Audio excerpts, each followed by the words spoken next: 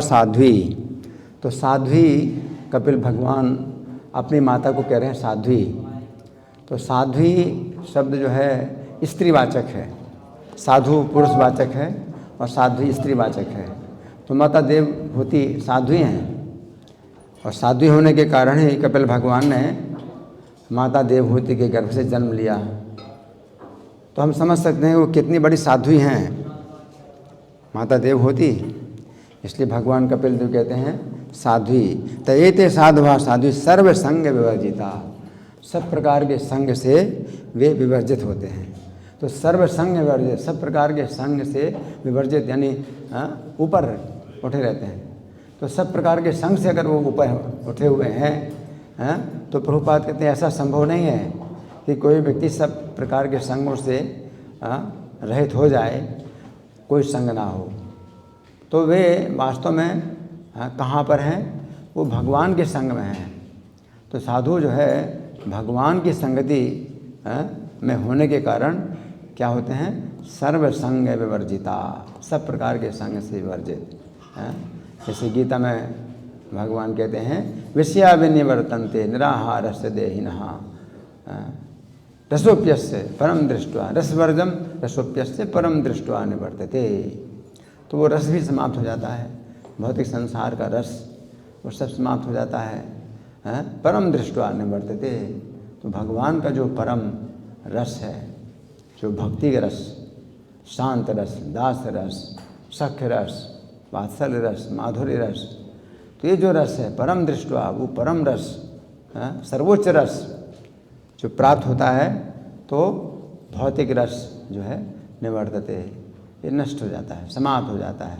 क्योंकि भौतिक रस जो है किस प्रकार का होता है? यही संस्पर्शा भोगा दुख योन एवते। ये जो विषय का रस होता है तो ये कैसा होता है? दुख योन है, दुख उत्पन्न करने वाला होता है। दुख योन एवते आद्यंत बनता। और ये जो रस है ये कभी बनता है और कभी समाप्त हो जाता है।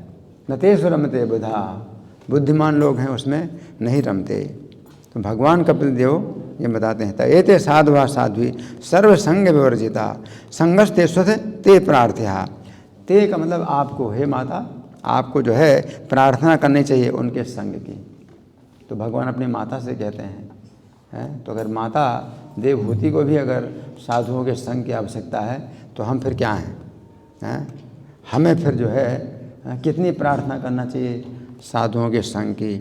और साधुओं के संग में अगर आ जाएं और फिर जो है उल्टा चलें, उल्टी चाल चलें, तो कितना दुर्भाग्य है।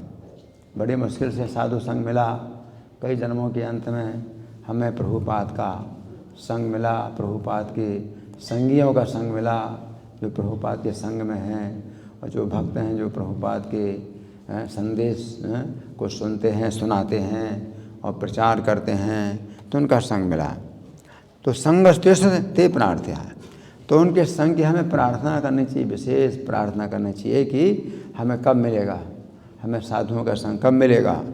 संग दोष हराहिते, क्योंकि वे जो है संग का दोष हरण करने वाले हैं।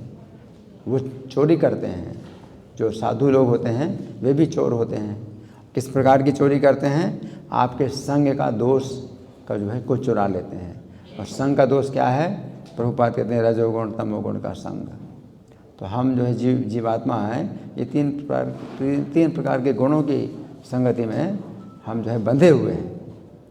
तो रजोगुण, विशेष रजोगुण तमोगुण का जो संग है ये बड़ा जो है दुर्गति देता है, बहुत दुर्गति होती है। रजोगुण की संगति से, तमोगुण की संगति से बड़ी दुर्गति होती है। तो संग दोष हराहिते, तो वे जो है संग का दोष हरण करने वाले हैं। आप उनकी संगति करेंगे तो आपको पता नहीं चलेगा कि कैसे आपका वो संग जो है समाप्त हो गया। उसी को कहते हैं हरण का मतलब है चोरी, कि आपको पता ना चले और चोरी हो जाए। वैसे चोरी कहते हैं कि आपको पता नहीं चलता है और आपका जो है सामान चला जाता है। तो जो साधु लोग होते हैं वे आपके संग का दोष हरण कर लेते हैं। क्यों? क्योंकि उनको वो जो है आपको संग का गुण प्राप्त हुआ, तो उनके संगति का गुण प्राप्त होता है। तो रजोगुण तमोगुण की संगति का जो दोष है वो हरण कर लेते हैं। संग दोष हराहिते। शंकराचार्य भी एक श्लोक में कहते हैं सत्संगत्वे निस्संगत्वम, कि सत्संगत्वे, अगर साधु की संगति करते हैं तो फिर आपको क्या आता है, निस्संगत्वम। तो आपका जो है जो निम्न प्रकार का संग है, निम्न प्रकार की संगति है, वो दूर हो जाती है। सत्संगत्व निस्संगत्वम, निस्संगत्व निर्मोहत्वम। और जब आप संग से मुक्त हो जाते हैं, निम्न संगति से मुक्त हो जाते हैं, तो निर्मोहत्वम, तो फिर आपका मोह समाप्त हो जाता है। निर्मोहत्ते निश्चल तत्वम। और जब मोह समाप्त हो जाता है तो निश्चल तत्व की प्राप्ति होती है। आपको तत्व, यही कृष्ण तत्व वेत्ता से ही गुरु होए, तो उसको कृष्ण तत्व का ज्ञान हो जाता है। निर्मोहत्व निश्चल तत्वम, और निश्चल तत्व जीवन मुक्ति ही। और निश्चल तत्व जब प्राप्त हो जाता है, कृष्ण तत्व का ज्ञान हो जाता है, तो इस जीवन में ही आप मुक्त हैं। ये नहीं कि शरीर छोड़ने के बाद मुक्ति मिलती है, इस जीवन काल में ही आप मुक्त हैं। निश्चल तत्व जीवन मुक्ति ही। तो यहाँ पर कपिल भगवान कहते हैं संग दोष हराहिते, आपके संग का दोष जो है वो हरण हो जाता है ना। तो फिर प्रभुपाद वो श्लोक उद्धृत करते हैं, प्रसंगम अजरम पासम। ये अध्याय का सबसे पहला श्लोक है, प्रसंगम अजरम पासम। ये जो संगति है, भौतिक संसार की संगति है, अजरम पासम, ये ऐसा बंधन है जो कि कभी भी कमज़ोर नहीं पड़ता है।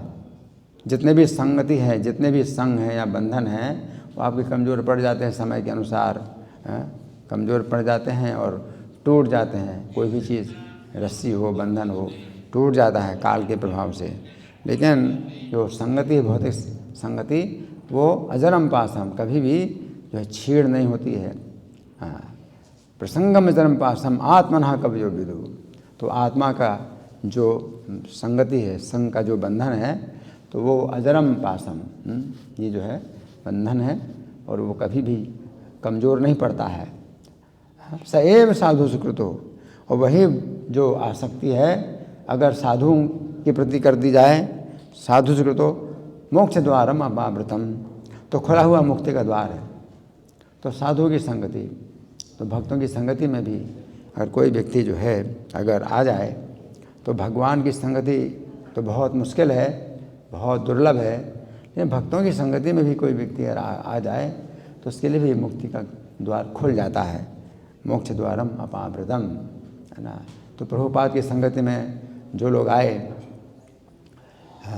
तो उनको मुक्ति का द्वार, खुला हुआ मुक्ति का द्वार मिल गया। और जो उनके माता पिता थे, जिनके पुत्रों को प्रभुपाद ने भक्त बनाया, तो वे अपने पुत्रों में आ सकते थे, अपने पुत्रों में आ सकते थे। तो प्रभुपाद को शाप दिया उन्होंने, प्रभुपाद को शाप दिया कि प्रभुपाद ने हमारे पुत्रों को जो है भक्त बना दिया और हमसे दूर कर दिया। तो अपने पुत्रों की आसक्ति के कारण ही प्रभुपाद को शाप दिया। तो प्रभुपाद ने उनका भी आदर किया। प्रभुपाद की इतनी उदारता कि प्रभुपाद को शाप देते हैं उनके माता पिता, तो प्रभुपाद उनका भी आदर करते हैं। क्यों? क्योंकि वे अपने बच्चों में तो आसक्त हैं जिनको प्रभुपाद ने भक्त बनाया, और अपने उनके पुत्र साधु बन गए। तो साधु के में जो है अब वो आसक्त हैं, अपने पुत्रों में आसक्त हैं। तो प्रभुपाद को अगर शाप देते हैं तो भी प्रभुपाद जो है सहन करते हैं, उनका शाप सहन करते हैं। और प्रभुपाद ये भी कहते हैं कि उनकी फिर भी क्या रक्षा हो जाएगी, क्योंकि उनके पुत्र साधु बन गए, और वो साधु में आसक्त हैं उनके माता पिता, इसलिए प्रभुपाद को शाप देते हैं। तो प्रभुपाद कहते हैं उनको भी जो है उनकी भी सदगति हो। प्रभुपाद उल्टा शाप नहीं देते उनको। इसी प्रकार से जैसे नारद जी भी हैं, दक्ष के पुत्रों को उन्होंने साधु बना दिया, शुद्ध भक्त बना दिया। और दक्ष अपने पुत्रों में आसक्त थे कि वो उनके पुत्र जो है वापस आएंगे, वो वापस आए नहीं। तो उस कारण से उनको जो है उन्होंने नारद जी को शाप दिया, संगात संजायते कामा कामात क्रोधो विजायते। तो इसमें भी क्रोध उत्पन्न होता है, लेकिन वो संगति है, अच्छी संगति तो है, साधु की संगति में भी क्रोध उत्पन्न होता है। तो दक्ष को भी जो है क्रोध उत्पन्न हुआ, नारद जी को शाप दे दिया। नारद जी ने दक्ष को उल्टा शाप नहीं दिया, उन्होंने दक्ष का गुण ही माना कि दक्ष का गुण है, कि उन्होंने नारद जी को शाप दिया। प्रभुपाद ने भी अपने शिष्यों के माता पिता का गुण माना कि वे प्रभुपाद को श्राप देते हैं, और प्रभुपाद ने श्राप को स्वीकार कर लिया। हाँ, और प्रभुपाद जो है उन माता पिता के श्राप के कारण, जो उनके भक्त के माता पिता थे, उनके श्राप के कारण एक स्थान में ठहर नहीं सकते थे और उनको यात्रा करनी पड़ती थी। एक मंदिर से दूसरे मंदिर, दूसरे तीसरे मंदिर यात्रा करनी पड़ती थी। लेकिन फिर प्रभुपाद ने ये कहा कि मेरे श्राप को अगर मेरे कुछ शिष्य लोग ले लें तो मैं जो है एक स्थान में बैठ करके किताबें लिख सकता हूँ। कि प्रभुपाद को किताबें लिखने की बहुत आवश्यकता थी। तो प्रभुपाद जो है उस श्राप को जो है ट्रांसफ़र करना चाहते हैं कि उस श्राप को जो है ट्रांसफ़र करें। हाँ, तो इसमें भी जो एक गुण है, इस श्राप में भी एक गुण है। तो कुछ भक्त लोग जो है उस श्राप को लिए हुए हैं, जो प्रभुपाद को श्राप मिला है उस श्राप को लिए हुए हैं, और उस श्राप के कारण वो लोग प्रचार में लगे हुए हैं। तो उस श्राप में भी बहुत बड़ा गुण है। लेकिन कुछ भक्तों को श्राप लेने की आवश्यकता नहीं है, क्योंकि वो ग्रंथ लिखते हैं। अगर जो ग्रंथ लिखना चाहते हैं तो श्राप जो है वो ना लें, तो भी उनका गुण है कि वो श्राप नहीं लेते हैं। और जो श्राप लेते हैं उनका भी गुण है कि श्राप लेते हैं तो वो प्रचार में लगे हुए हैं। तो दोनों बातें हैं, श्राप लेना है, श्राप नहीं लेना है। तो यहाँ पर जहाँ कपिल भगवान जो कहते हैं संग दोष हरा ही थे, वे जो है आपका जो है निम्न प्रकार का जो संग है उसका दोष हरण कर लेंगे। तो भरत महाराज थे तो हरण में आसक्त हो गए। तो हरण में आसक्त हो गए तो वो एक बहुत बड़ा दोष हो गया उनका कि हरण के संग का उनको दोष आ गया, उनको हरण का शरीर मिल गया। लेकिन अजामिल को जो है संग था अपने पुत्र में, और पुत्र का नाम था नारायण। तो पुत्र की आसक्ति तो भौतिक थी, लेकिन पुत्र का नाम नारायण रखा तो बीच में वो भगवान का नाम नारायण चूँकि आ गया, तो इस कारण से वो जो आसक्ति है वो भी दिव्य हो गई। अपने पुत्र की आसक्ति भी जो है दिव्य हो गई, और उस आसक्ति के कारण, अपने पुत्र की आसक्ति के कारण ही वो यमदूतों के सामने नारायण नाम का उच्चारण कर पाया, उसकी बड़ी रक्षा हो गई। तो भाई आसक्ति जो है कितनी बड़ी रक्षा करती है। अगर वही जो है साधु के प्रति हो जाए या साधु के नाम के प्रति हो जाए। साधु नहीं है कोई, उसका नाम ही है। तो जो अजामिल का पुत्र था वो साधु नहीं था, लेकिन नाम था उसका, दिव्य नाम था।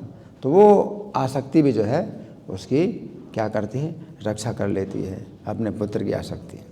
तो इतना जो है नाम का गुण है, तो भगवान का इतना बड़ा गुण है, उनके नाम का इतना बड़ा गुण है, तो हम इसका लाभ उठाएं। इसलिए दीक्षा के समय क्या होता है, आध्यात्मिक नाम दिए जाते हैं। तो प्रभुपाद ने ये विधि बना दी कि दीक्षा के समय आध्यात्मिक नाम दिया जाएगा।